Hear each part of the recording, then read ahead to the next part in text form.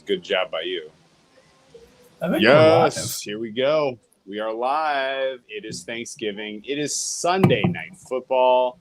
It is the Josh Allen refuses to make this an easy winner type of a game. Andy, how was your Thanksgiving? Good. Since we last spoke, you have cooled off your phone by throwing it in the fridge. I drove from my father's house to South Dakota. I'm here. On the way, we had to stop. I got a road beer. Holy which is shit. a giant Modelo Chelada. Cheers. Which is taking a long time Road to drink. soda, we call those. Yeah. We call those road sodas, but yeah, okay. Well, none of that, but it's a In my thing in household, Brooklyn. at least we call in those road South soda. Dakota, you'll see, like, if you go to a bar in South Dakota, you'll see somebody at the bar drinking a tap beer with tomato juice in it. That's just fully on a thing. Of course. Yeah, I watched some of this. As one does. I watched some of this in the car, Drew.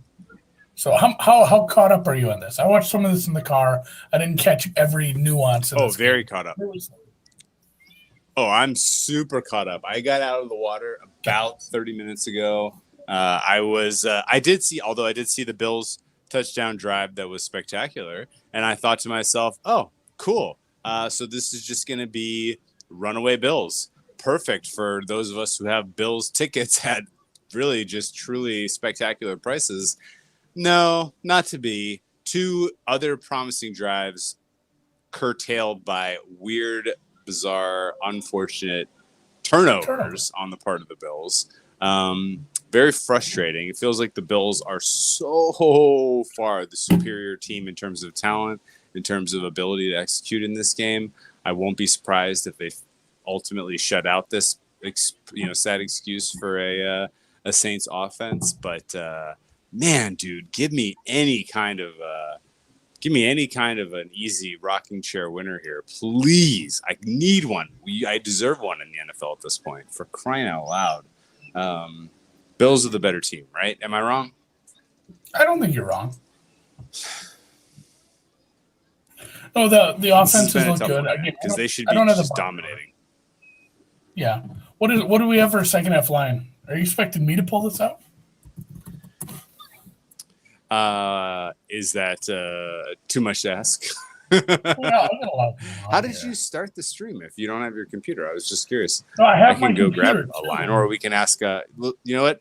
I'll trust Patrick. Patrick's in the chat. Patrick knows. I'll believe whatever Patrick says in terms of lines. Little Patrick. What do you got in terms of lines? Sam Lipscomb says he's wasted, and he says Bills second half. I'm ready to double down.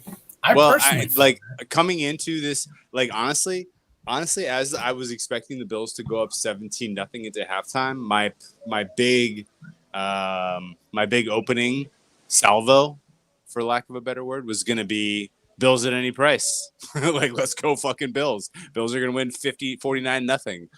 That was where my head was at. And the fact that they got 0 points on that drive, and the fact that they may, I don't know, Dable may go a little more conservative here in the second half, especially just because he's like, shit, man, we can't let the Saints back into this game with just disadvantaged turnovers.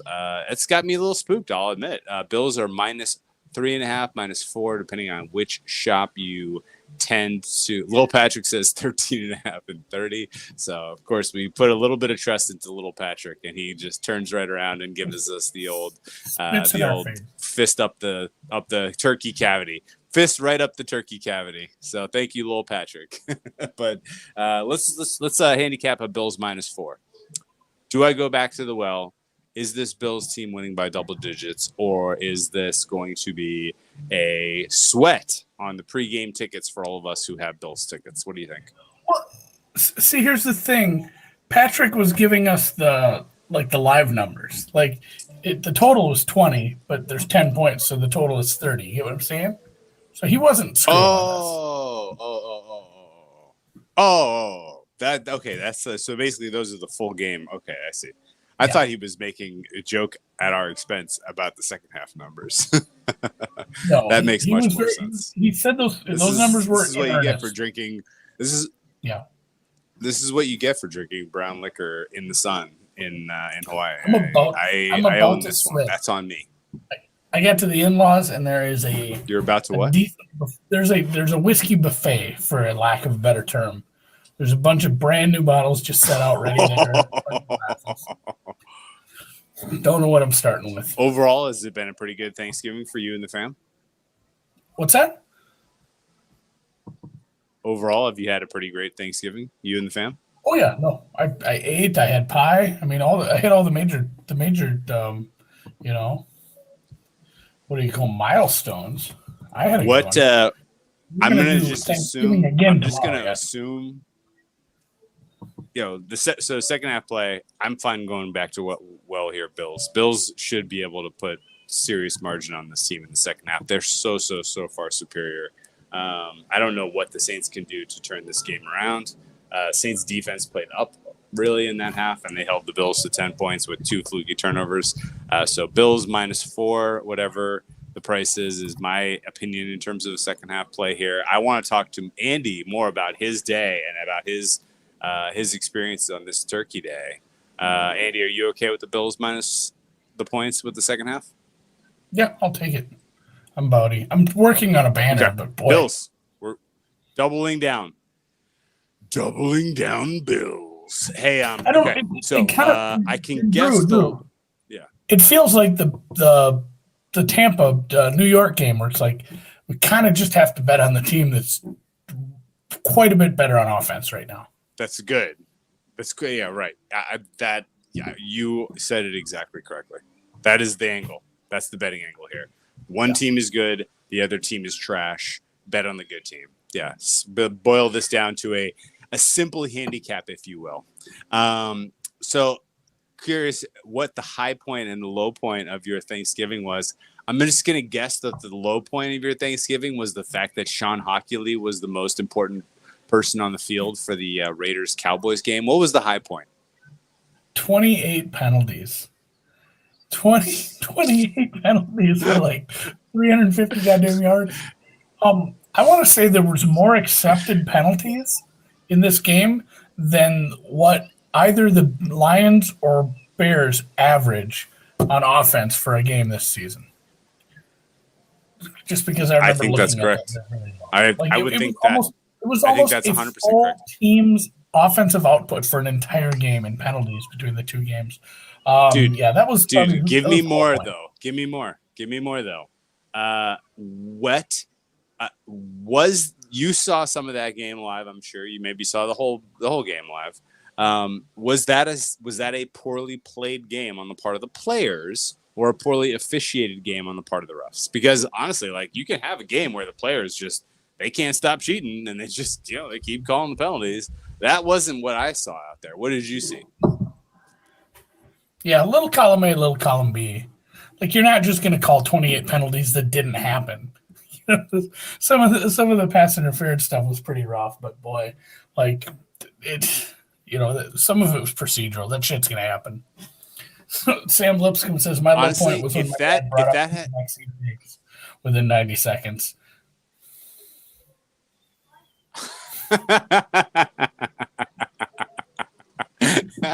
Oh my God, I can't even imagine how those kind of Thanksgiving conversations went. Yeah, I'm sure there's some very, people have been separated for a long time, and now they're being thrust back into social settings in a weird environment. I'm sure there's been a lot of awkward Thanksgivings today.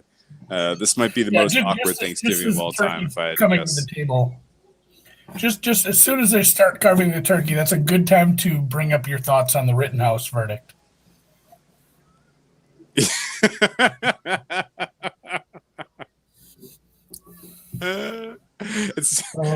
I have a nuanced take, Andy.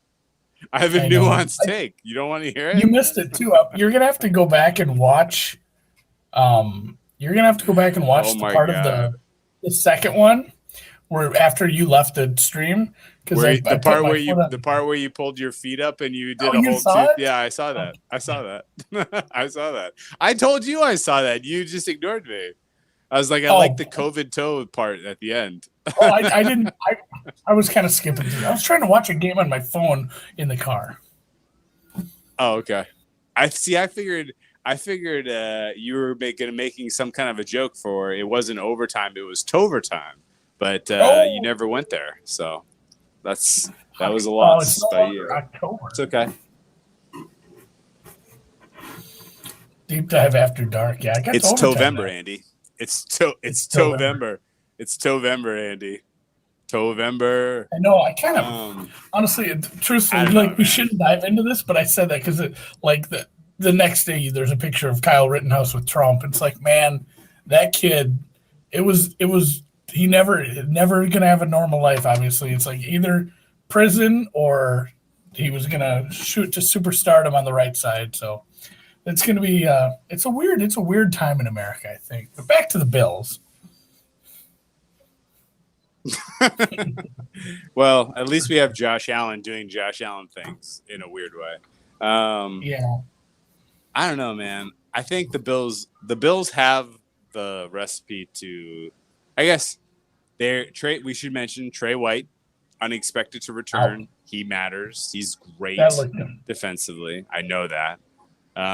But when I look at the wide receiving core for really just the skill position players for the Saints, there's no one that I'm like, oh shit, well, now they don't have now they don't have Trey White. That guy's going to go off. Well, there is no that guy on the Saints. So I don't think it matters much this week. It may matter next week. I mean, honestly, like circle your N'Keal Harry props. Circle your Nelson Aguilar props. Who is, I guess Jacoby Myers is the best receiver for the Pats. But Pats Bills next week without Trey White could get interesting because that does open the door for Mac Jones's bread and butter play, which is what we saw Dak Prescott do a couple of times against the Raiders. That just beautiful rainbow pass drop in the bucket down the sidelines. Like that's a great play. It's a great pass. Mac Jones can do it. Dak Prescott can do it. And if you don't have Trey White defending Jacoby Myers or Nelson Aguilar, they're gonna or who else do they have? Bourne. Bourne's gonna go off with now that he's not up against Trey White. I mean the Bills probably are still. I don't know. What is your general temperature right now on the Bills AFC? This injury stinks. Price. If Josh Allen's going to turn the ball over like this, and they're going to start having some injuries, because that's the main thing. And I wrote this a couple times about the Bills this week. I said, if nothing else, they're healthy, because they really haven't had any injuries like of major note. So they have stayed healthy. Their injury list for this week was very light. It was 2 players are questionable. They both ended up playing. I mean, if this starts to pile up, it's bad. And truthfully, I'm in a nasty Polish middle because I have the Bills to win the division, but I have Mac Jones to win Rookie of the Year. So worst case is both of the teams kind of scuffle down the end. The Patriots win the division, and Mac Jones doesn't win Rookie of the Year. I need the 10-1s we got on that were more than enough to pay for the Bills bet, but I'd like to get both somehow. I don't know if that's super feasible. Andy, you want some tough turkey here? You want some math turkey here? If the Patriots win the AFC East, the likelihood that Mac Jones loses Rookie of the Year is approximately 0.001%.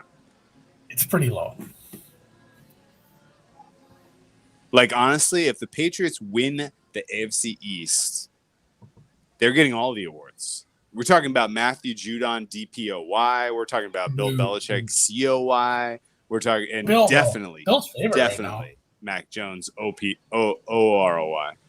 Bill's the favorite right now? Wow. Some shots. I mean, it's pretty. It's crowded. It's crowded at the top.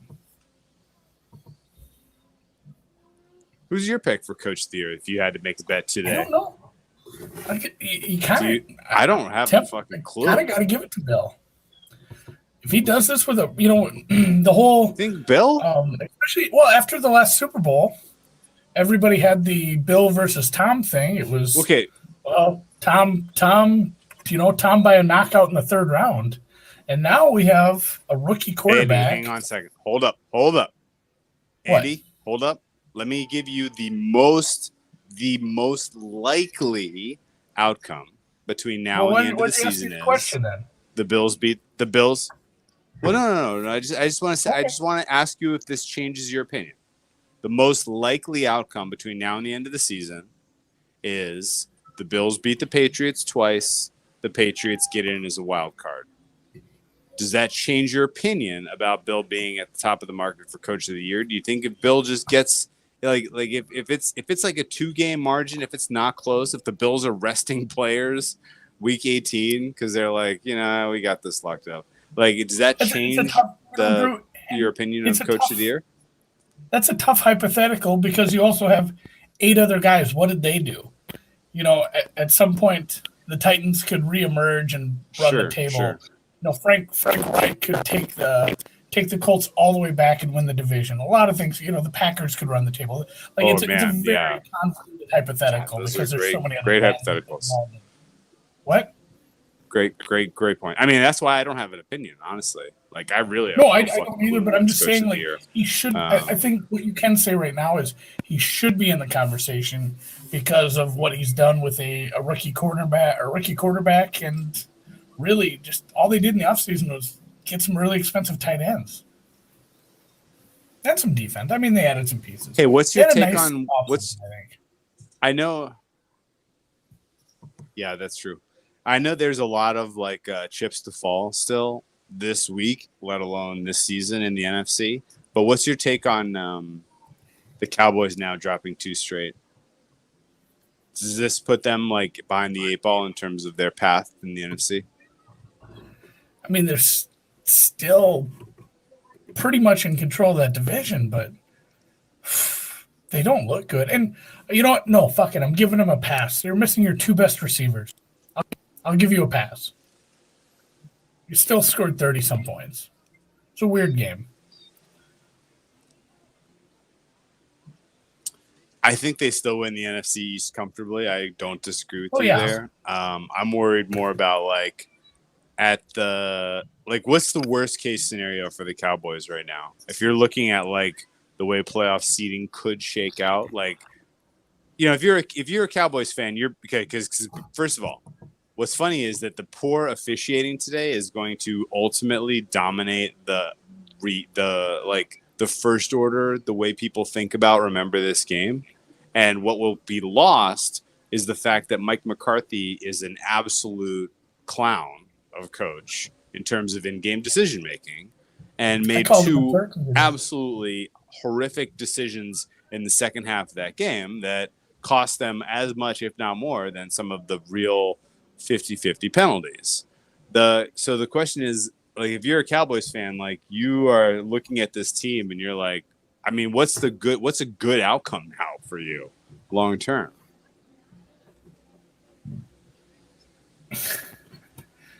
I'm asking you because you're a Cowboys fan. Yeah, I mean, you have a window. The contracts aren't in such a bad spot where you don't have. You have a little bit of a window. I'm not. It's not must win now. I think they're all right. I think they still wish they'd not blown some things. I think Jerry Jones said some things about Coop as far as he let the team down and all this shit because of the fact that he did end up missing 2 games because of the 10 days rather than if you were vaccinated and you only had to miss the 1. So I think Jerry Jones is going to have something to say about that. But definitely, I think there's still enough of a window for the Cowboys where this offense isn't going away next year.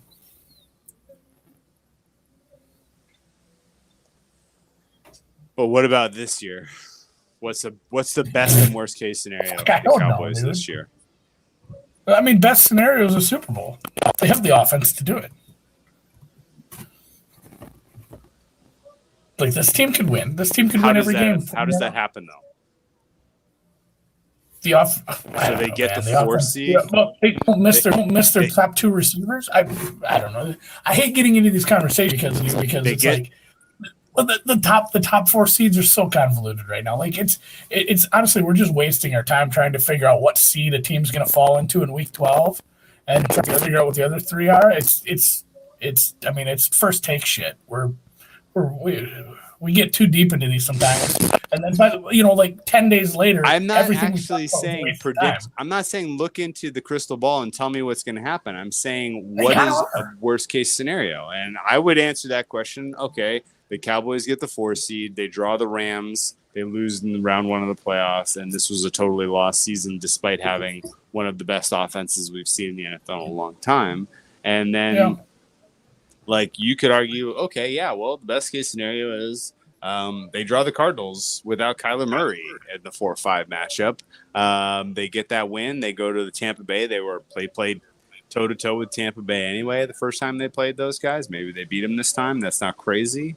But they got to win. They're now in a position where they're going to have to win 2 consecutive road games in round 2 in the NFC title game if they want to go to the Super Bowl. And I think that's a tough ask for this team, particularly that defense. The fact that the defense was pretty soft today in that game after, they played fairly well, I thought, against the Chiefs. And then this game, they're at home. It's Thanksgiving. Like, those guys should have played up, but they were really, really, really soft. So- they got pushed around. They got Drew, beat pretty effectively by Carr and company. Yeah. I got to run because basically I What'd you showed think? up. Well, All no, right. so basically I showed up, watched the last 3 minutes of the game, and then went and hid in a spare room to do this. I should go say hi to the in-laws Well, a little more. I do got to run, but I will leave you with a final thought. You should have said something sooner. No. I enjoy these. I would never skip one of these to go paddleboarding or some shit. I'm committed to the bit. But final thought on that is, I'm not so sure. I'm worried about home field. Granted, cold weather is going to make a difference. If you're Green Bay, if you're let's say New England on the other side, some of the home field might matter with some of the cold weather games. But road teams aren't doing poorly. Travel spot isn't going to be too bad. Teams aren't getting affected as much. We've seen this. The back-to-back travel spot has not really been a situational issue this year. I'm downgrading home. Well, we've already downgraded home field advantage. I don't know if I'm really all that worried about a team being anywhere between 2 and 4. I think between 2 and 4, maybe even between 2 and 5, isn't that big of a deal. It's still not fun to go. You're telling me playing that at home. Playing at home is still. I'm not saying it's not an advantage. Playing at home will always be an advantage, but it's not like in years past where, man, this is a tough path and it only happens every 15 years where some wild card team gets into the Super Bowl. You're right. I've been thinking about that for a couple weeks now. The one seed is still massive. I agree. That's Getting fair. a bye is massive. That's completely fair. My takeaway from that then is let's back the Rams as a small dog on the road against the Cowboys. Although both teams have really suspect decision making. Head coach. Well, I heard about It's gonna be an interesting game. I hope we get Rams Cowboys 4-5. That'll be fun. This room too. The misses. All right. Go spend time with your family. I will do the same. And hey, I will check everybody, you on everybody, Sunday. Sound especially little Patrick, just because I don't think he's ever missed a show. He's got perfect attendance. We need to get him a certificate. And some of you guys, Sam Lipscomb. good? Just get him on the show. I've talked to Patrick in person about football. He's good conversation. Yeah, we met. Yes. Papa Calls, Connor Hartle, other Patrick, known as Patrick McCann. A bunch of you guys that are just in here constantly. Gav. Yeah. Australian. Good James people. McGinnis, All good Australian. people. We wish HL. you I the don't know who best. that is. We wish you the best. So have a happy Thanksgiving. Yeah, We'll see you HL. We Sunday. wish you the best, guys. Really. I will do multiple shots in your name in 5 minutes. I'm doing this off my phone, Drew, but I'm running it off the computer. I don't think you hit end. The computer. Well, no, the computer's